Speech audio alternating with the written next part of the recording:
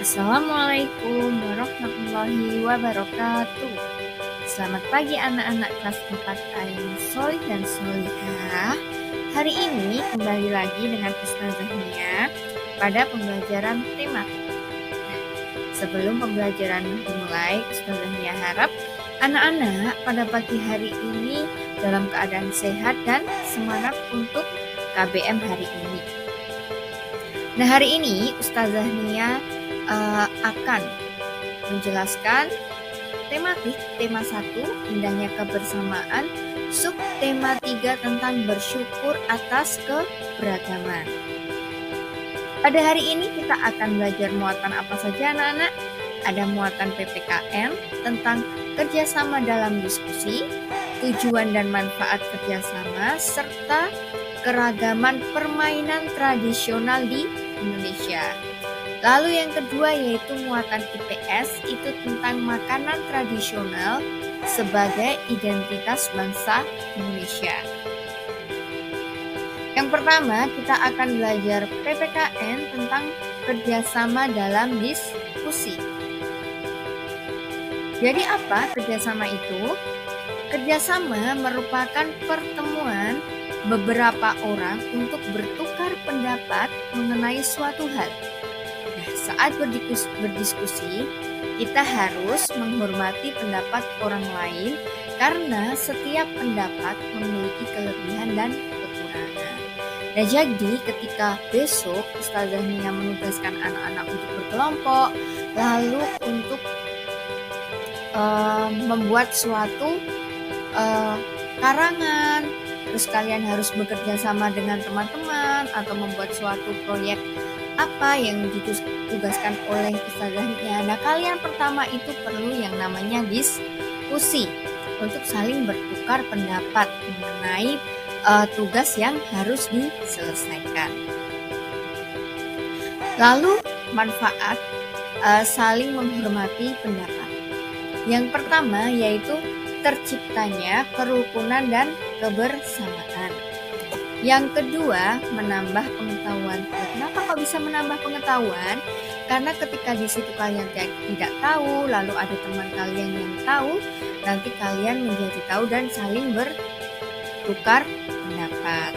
Lalu yang ketiga yaitu permasalahan lebih mudah diselesaikan karena banyak yang memberikan masukan, memberikan pendapat, maka permasalahan lebih mudah untuk diselesaikan. Yang keempat, itu kita akan dihormati orang lain. Lalu yang kelima, itu menghasilkan kesimpulan yang adil. Karena apa? Karena kalau diskusi itu nanti kesimpulannya itu adalah keputusan bersama atau pendapatnya itu diterima oleh semua kelompok dari hasil diskusi tersebut. Lalu masih di muatan PPKN tentang tujuan dan manfaat kerjasama. Yang pertama apa anak-anak? Manfaat kerjasama, pekerjaan menjadi mudah dan cepat selesai. Lalu yang kedua itu menyelesaikan kesulitan secara bersama-sama. Yang ketiga tentunya meningkatkan persatuan dan kesatuan. Selanjutnya kita masih di muatan PPKN tentang keragaman permainan tradisional di Indonesia. Nah, keragaman permainan tradisional di Indonesia itu sangat banyak ya anak-anak. Di sini Ustazah Nia akan menyontohkan 4 permainan tradisional yang ada di Indonesia. Dan itu mungkin anak-anak sudah tahu ya nanti permainan yang akan Ustazah Nia sebut di sini. Yang pertama yaitu permainan engklek. Tentunya anak-anak sudah tahu ya dengan permainan ini. Nanti jika anak-anak belum tahu, nanti bisa anak-anak lihat di Google nanti gambarnya. Itu engklek itu seperti apa, permainannya bagaimana. Lalu yang kedua yaitu egrang. Nah, ini dulu waktu zaman dulu permainan ini sangat banyak dimainkan oleh anak-anak. Mungkin kalau sekarang sudah banyak yang tidak bermain egrang lagi. Nah, yang ketiga yaitu adalah gangsing. Tentunya kalau ini sudah familiar ya anak-anak untuk permainan gangsing. Lalu yang keempat yaitu layang-layang. Nah, masih banyak lagi itu permainan tradisional yang ada di Indonesia. Nanti anak-anak bisa coba untuk mencari apa saja permainan tradisional yang ada di Indonesia. Lalu selanjutnya itu manfaat melakukan permainan tradisional. Itu ternyata ada manfaatnya ya anak-anak untuk permainan tradisional itu.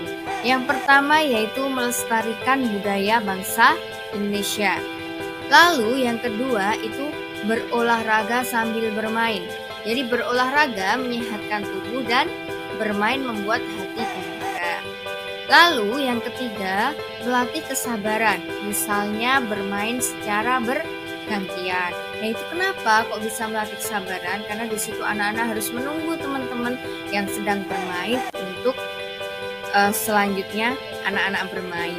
Lalu yang keempat yaitu melatih bekerja sama saat bermain secara berkelompok.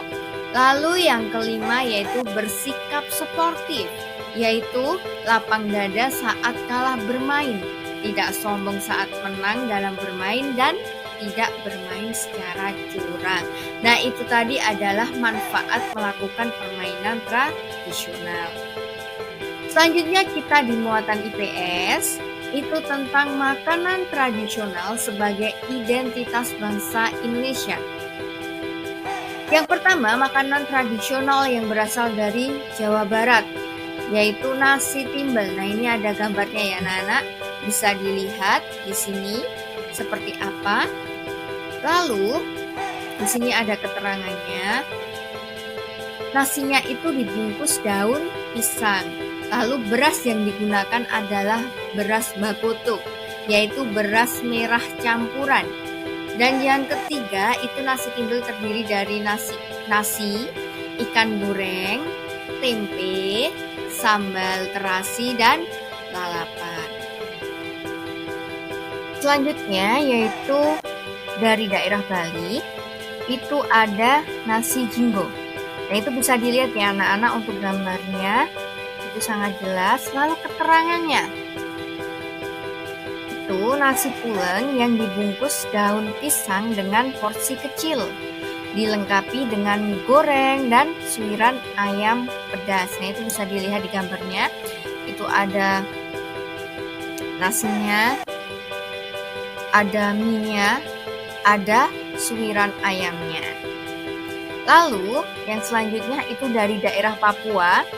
Itu ada papeda. Nah ini papeda sudah familiar sekali ya anak-anak. Di Magelang saja sudah banyak yang menjual papeda. Keterangannya itu papeda terbuat dari bubur sagu. Papeda itu memiliki rasa tawar dan disajikan dengan ikan tongkol atau mubara kuah kuning. Bisa dilihat ya, ini ada kuah kuningnya, ada ikan tongkolnya, dan ini papedanya. Selanjutnya dari daerah Sulawesi Utara itu ada bubur Manado. Bisa dilihat ya anak-anak, di sini bubur Manadonya itu sedikit berbeda dari bubur yang sering kita beli ya. Kalau di bubur kita itu tidak ada ini ikannya ini tidak ada, dan sambelnya ini nggak ada, tidak ada dicampur dengan jagung kuning. Lalu keterangan dari bubur Manado itu bubur putih yang berisi campuran jagung manis, labu, kangkung, bayam, dan kaldu ayam. Bubur Manado juga dapat disajikan dengan suiran ikan cakalang goreng. Nah, tapi di sini nggak ada ini di gambarnya. Tapi bisa disajikan dengan suiran ikan cakalang goreng. Nah itu tadi penjelasan dari Ustazah Nia untuk pembelajaran tema pada kali ini. Semoga dapat membantu pemahaman anak dalam belajar.